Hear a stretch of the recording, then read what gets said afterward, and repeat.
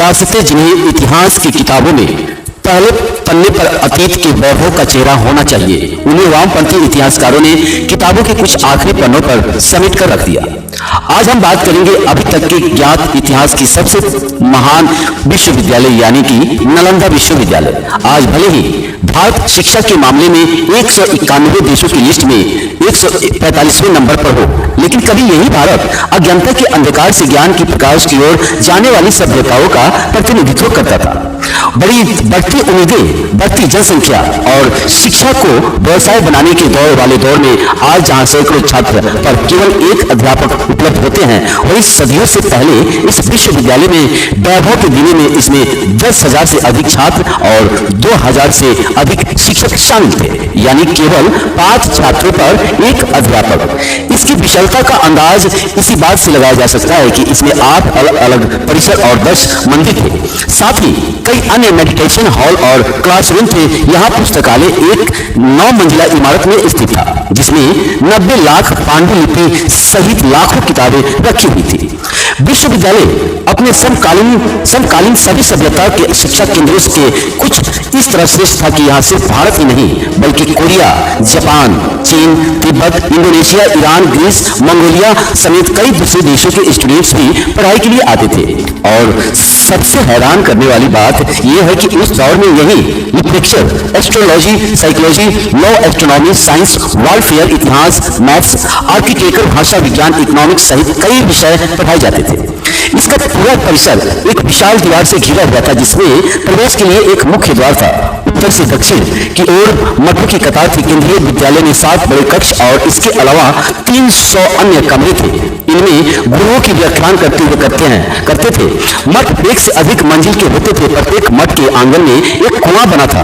8 विशाल भवन, 10 मंदिर, अनेक प्रार्थना कक्ष तथा अध्ययन कक्ष के अलावा इसके परिसर से सुंदर बगीचे तथा झील भी थी।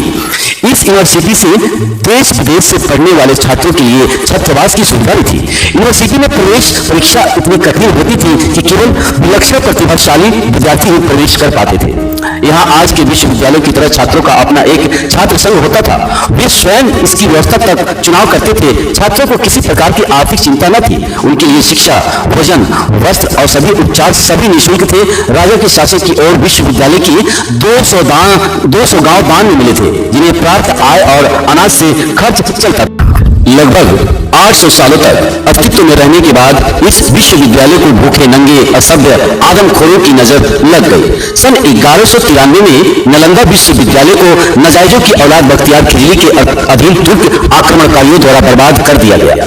फारसी इतिहासकार मिनहाज ए सिराज ने अपने खिताब तबक़त ए नासिर में आक्रांताओं की क्रूरता को बयान करते हुए लिखा है कि यूनिवर्सिटी को बर्बाद करने के लिए अध्ययनरत हजारों छात्रों सहित 1000 भिक्षुओं को जिंदा जलाया गया और 1000 भिक्षुओं को सर कलम कर दिए गए। 9 मंजिला पुस्तकालय, बड़ी बढ़ती उम्मीदें, बढ़ती जनसंख्या और शिक्षा को व्यवसाय बनाने के दौर में आज जहां सैकड़ों छात्र पर केवल एक अध्यापक उपलब्ध होते हैं, वही सदियों से पहले इस विश्वविद्यालय में वैभव के दिनों में इसमें 10,000 से अधिक छात्र और 2,000 से अधिक शिक्षक शामिल थे, यानी केवल 5 छात्रों पर एक अध्यापक। इसकी विशालता का अंदाज इसी बात से लगाया जा सकता है कि इसमें 8 अलग अलग परिसर और 10 मंदिर थे। साथ ही कई अन्य मेडिटेशन हॉल और क्लासरूम थे। यहाँ पुस्तकालय एक 9 मंजिला इमारत में स्थित था, जिसमें 90 लाख पांडुलिपि सहित लाखों किताबें रखी हुई थी। विश्वविद्यालय अपने समकालीन सभी सभ्यता के शिक्षा केंद्रों के कुछ इस तरह श्रेष्ठ था कि यहाँ सिर्फ भारत ही नहीं बल्कि कोरिया, जापान, चीन, Tibet, Indonesia, Iran, Greece, Mongolia समेत कई दूसरे देशों के स्टूडेंट्स भी पढ़ाई के लिए आते थे।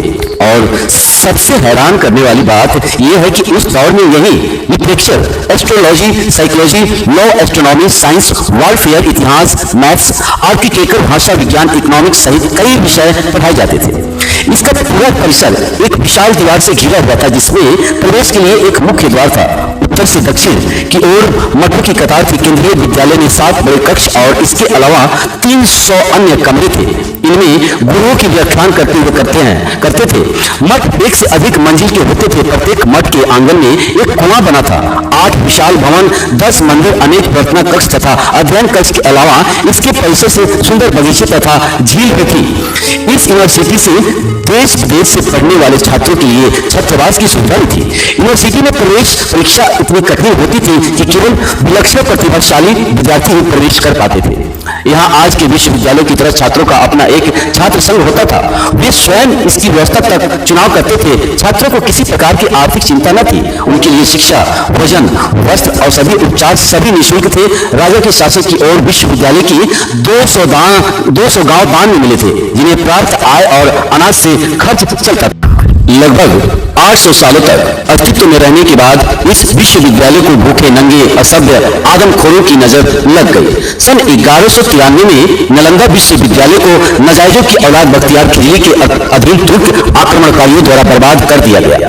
फारसी इतिहासकार मिनहाज ए सिराज ने अपने खिताब तबक़त ए नाज़िर में आक्रांताओं की क्रूरता को बयान करते हुए लिखा है कि यूनिवर्सिटी को बर्बाद करने के लिए अध्ययनरत हजारों छात्रों सहित 1000 भिक्षुओं को जिंदा जलाया गया और 1000 भिक्षुओं को सर कलम कर दिए गए।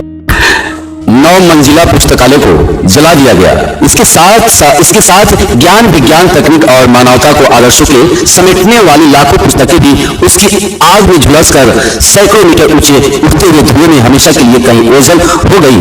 पुस्तकालय के विध्वंस और किताबों की संख्या का अंदाजा इस बात से लगाया जा सकता है कि पुस्तकालय में रखी किताबें लगभग 6 महीने तक जलती रही और जलते हुए पांडुलिपियों की धुएं एक विशाल पर्वत का रूप ले लिया था। वक्त बीतता गया, शासक बदले, लेकिन अफसोस कि हमने अपने विरासतों को, वैभव की पुनः स्थापना की संभावनाओं को सेक्युलरिज्म की बेड़ियों से जकड़ लिया और आज भी नालंदा से महज 40 किलोमीटर की दूरी पर आक्रमणकारी बख्तियार के नाम पर बने बख्तियारपुर जंक्शन की रोशनी की चमक में यहाँ विश्वविद्यालय अपने खंडारों में खोए हुए अपनी पहचान की तलाश में है। लेकिन मोदी जी के आने के बाद 10 साल के बाद शायद ये तलाश अब पूरी हुई। आज नालंदा विश्वविद्यालय का मोदी जी की कायाकल्प कर दिया है, जिसे इस्लामिक आक्रमणकारी बख्तियार खिलजी ने पूरी तरह तबाह कर दिया था। जय हिंद दोस्तों, वीडियो अच्छा लगा हो तो शेयर कीजिए, कमेंट कीजिए और चैनल को सब्सक्राइब करना ना भूलिए।